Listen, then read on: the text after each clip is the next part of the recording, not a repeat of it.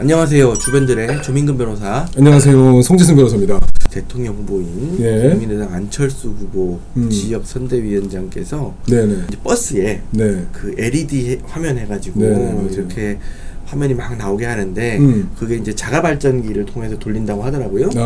근데 예. 그게 이제 일산화탄소 중독의 위험이 있는데 창문을 열지 않고 그걸 이제 운행을 하다가 두 분이 이제 사망을 했고 네네네. 또 한 군데에서는 이제 크게 다치셨다. 네네. 라는 이제 보도가 나왔죠. 이게 네네. 참 근데 타이밍이 그런 게 네네네. 우리 이제 중대재해처벌법이 그러니까요. 올해 맞아요. 1월 27일부터 시행이 됐거든요. 맞습니다. 지금 뭐 건설사뿐만 아니라 그쵸. 모든 업체 측에서 관심이 되게 많아요. 1호, 2호 처벌 안 받기 위해서 심지어 막 공사 현장을 다 문을 닫는 등의 뭐 조치까지 취하고 있다는 걸 알고 있어요. 그렇죠. 이게 사실 중대재해처벌법이 왜 이렇게 문제가 많아졌냐면 이제 일반적인 산업재해가 이제 일어나가지고 사망자가 발생을 하면 이걸 이제 중대재해로 봐가지고 추업주나 내지는 경영 책임자를 직접적으로 처벌하는 규정을 만들었기 때문에 또 그 형도 굉장히 높아요. 중대재해 처벌 등에 관한 법률이에요. 여기서 이제 중대산업재해를 규정하고 있는데 중대산업재해란 산업안전보건법 제2조 1항에 따른 산업재해 중에서 사망자가 1명 이상 발생하였거나 동일한 사고로 6개월 이상 치료가 필요한 부상자가 2명 이상 발생하였거나 동일한 유해 요인으로 뭐 급성 중독 등 대통령령으로 정하는 직업성 질병자가 1년 이내에 3명 이상 발생한 경우 이런 규정에 적용을 받는데 그렇죠. 일단은 그 안철수 관련해서는 2명이 사망을 했기 때문에 그 중대산업재해의 그 정의 안에 이제 포섭이 될 것 같기는 합니다. 대부분의 사업체에서 적용이 가능할 정도로 포괄적으로 규정을 하고 있기 때문에 그렇죠.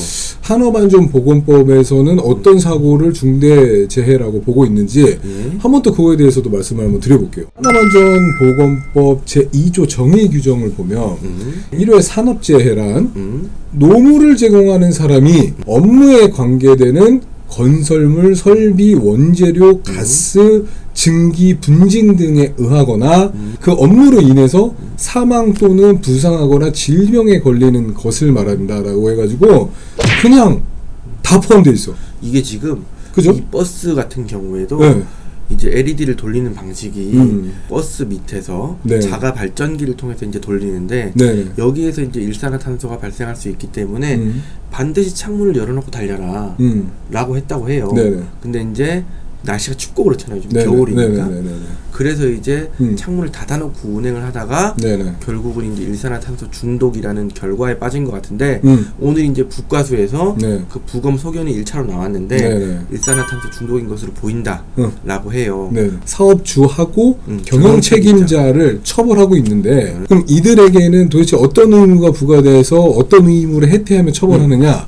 사업주 또는 경영 책임자 등은 사업주나 법인 또는 기관이 실질적으로 지배 운영 관리하는 사업 또는 사업장에서 종사자의 안전, 보건상, 유해 또는 위험을 방지하기 위하여 그 사업 또는 사업장의 특성 규모 등을 고려하여 다음 각호에 따른 조치를 하여야 한다. 그 다음 각호에 따른 조치가 또 산업 예방에 필요한 인력 및 예산 등 안전보건 관리 체계의 구성 및 그 이행에 관한 조치, 뭐 재발 방지 대책의 수립 및 그 이행에 관한 조치 라고 등등으로 해가지고 정말 무한 책임을 부과하고 있는 것을 보여요. 그렇죠. 임직원들이 막 몇천 명씩 있는데 그 꼭지점에 있는 대표이사가 수백 개의 공사 현장 중에 한 현장에서 도대체 어떻게 주의의무 위반이 생기는지 그 어떻게 현장이 관리되고 있는지 현실적으로 알 수가 없거든. 그렇죠. 근데 기본적으로 형사법의 대원칙은 행위자 처벌의 원칙. 그렇죠. 그렇기 때문에 처벌을 못하고 있었는데 이거는 그 행위자 처벌의 그 대원칙에 좀 예외에 해당하지 않는가라는 생각은 듭니다. 시행된 지 얼마 안 돼서 처벌례가 없다 보니까는 도대체 이 법규가 어떻게 시행될지 아직 예측을 못해가지고 구체적인 설명은 누구도 잘 내놓지 못하고 있는 것 같아요. 실제로 제 생각에는 이 사안이 현실적으로 문제가 돼가지고 형사재판에 계류가 됐다라고 하면 만약에 제가 담당 변호사라면 일단 위헌법률심판 제청 신청부터 먼저 해보겠어요. 아 그래요? 뭐 지금 말씀하셨듯이 행위자 책임의 원칙에 너무 벗어나는 거 아니냐라는 거죠. 2명이 사망한 사건과 관련해서 중대재해 처벌 등에 관한 법률로 처벌할 수 있을까요? 사실 제 판단에는 네네네네. 안 걸릴 이유가 없지 않아요? 왜냐하면 사업주 내지 경영 책임자의 안철수 후보님이 당에 들어가지 않을까요? 모든 게 처벌을 가리키고 있다.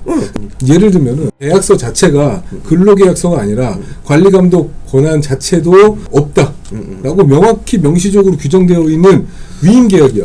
앞으로 그렇게 될 텐데. 그러니까 그렇다고 한다면은 제가 한편으로 또 생각해 보건데 오히려 그냥 자연스럽게 근로계약을 체결하고 진행을 했다면은 그 현장을 지휘하는 그 관리감독자 한테라도 형사 책임을 묻고 민사 책임을 묻고 손해배상을 할 수 있는 안전장치라고 해야 되나?